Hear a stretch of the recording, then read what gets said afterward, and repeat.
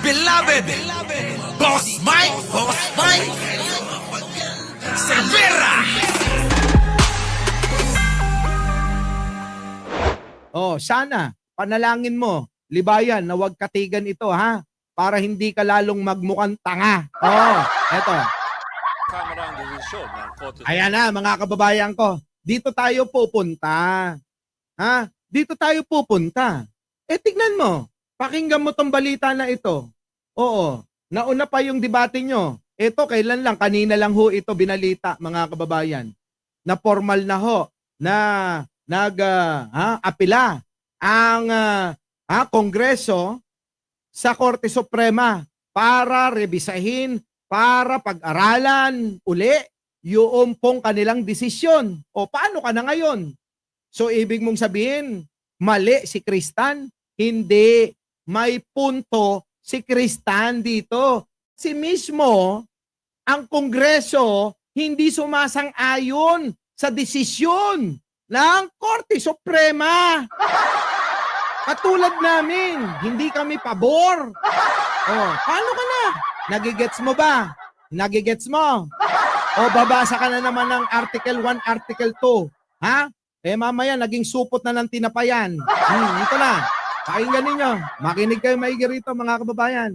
formal lang inapela ng Kamara ang desisyon ng Korte Suprema na unconstitutional reklamo impeachment laban kay VP Sara Duterte. Ang babala naman ng isang kongresista, pwede umunong ipa-impeach ang mga maestrado kung babaliwalain nila ang apela ng Kamara. Kita mo?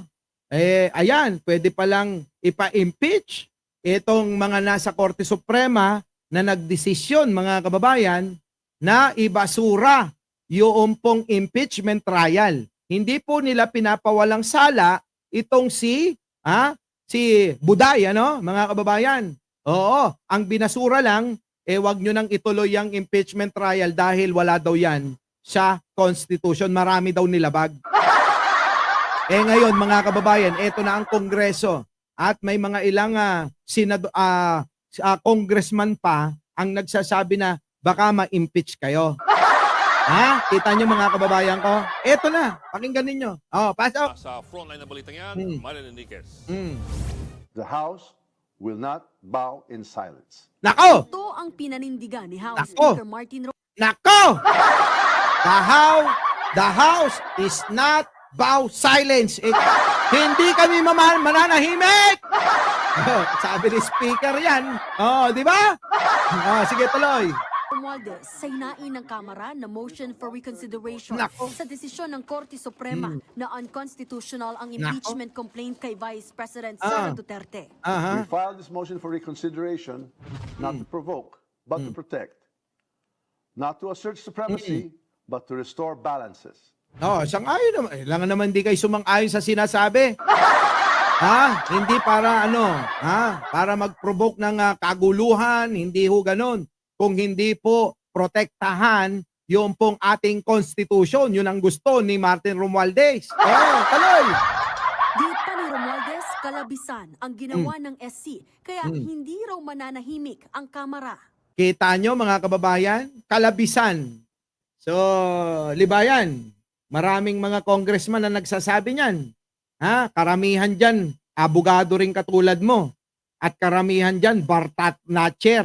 Oo, hindi katulad mo rin. Sabi, ano ka daw, umuulit-ulit ka daw sa, sabi daw may nagbulong lang sa akin. Oo, sabi, Libayan, nung nagbulong sa akin, kala mo naman yung si Libayan, ilang beses ba yan nag-bar exam? Ay, di ba? Ay talaga? Kala ko naman, isang take lang. Ewan ko takot totoo E di sagutin mo na lang. Hinahamong kita ngayon. Paabot nyo kay Libayan. Sagutin niya kung totoo yung chismis. Na ilang ulit ka raw, nag-take ng bar exam. Yun. Sagutin mo yan. Bago mo questionin itong mga congressman na karamihan, bar top notcher. Diba? Mga kababayan? Yan. Sige, tuloy. Ipabot mo, Addictus Rex. If impeachments can be blocked by misunderstood facts or rules made after the fact, Oh, ito, yabang mo. Oh, may nayayabangan pala sa akin, ba't di ka umalis rito? Kung kayabangan ang pagsasabi ng totoo, dapat doon ka sa mga nagsisinungaling sa'yo. Gano'n, ha? Oh, sige, tuloy. When accountability is not upheld, it is denied. To insist on constitutional integrity is not to weaken the democracy, Oh. it is to strengthen it. Binigyang diin sa motion ang pagtatama ng Kamara sa anilay factual misreadings ng Korte Suprema. Kita nyo? Meron hong pagkakamali, mga kababayan. Daw. O, ayan bibigyan natin ng daw. Kasi sabi nila, hindi naman ako eh. Oo, ha? Lunatic. Oh, lunatic, sabi. Oh, talo nga siya kay Fiscal EJ. Paki-explain nga kung kailan nanalo sa debate si Libayan. Parang wala pa akong nababalitaan na nanalo. Kadalasan ng bulong at nababasa ko, laging talo sa debate si Libayan eh. Ha? Oh, eto na, oh, may pagkakamali. Libayan, ito yung sinasabi ko sa'yo, na hindi ba po pwede na, na katigan natin na maaaring may pagkakamali nga ang Korte Suprema. Dahil mga tao naman yan eh. Di ba? Diyos nga, nagkakamali. Diyos, mga kababayan, nagkakamali. Ikaw, tao pa kaya? Di ba? Tao pa kaya, mga kababayan? Diyos nga, nagkakamali, tao pa kaya? Baka sabihin nyo, bakit? Bakit nagkamali? Tignan nyo, lumikha ng kamukha ni Norman Mangusin. Di nagkamali, mga kababayan, di ba? Maglikha ba naman ng kamukha ni Norman Mangusin? Na hindi ko naman sinasabing magkamukha sila ni Libayan, ha? Hindi ko sinasabi yan, liliwanagin ko lang. Na hindi sila magkamukha. Oh.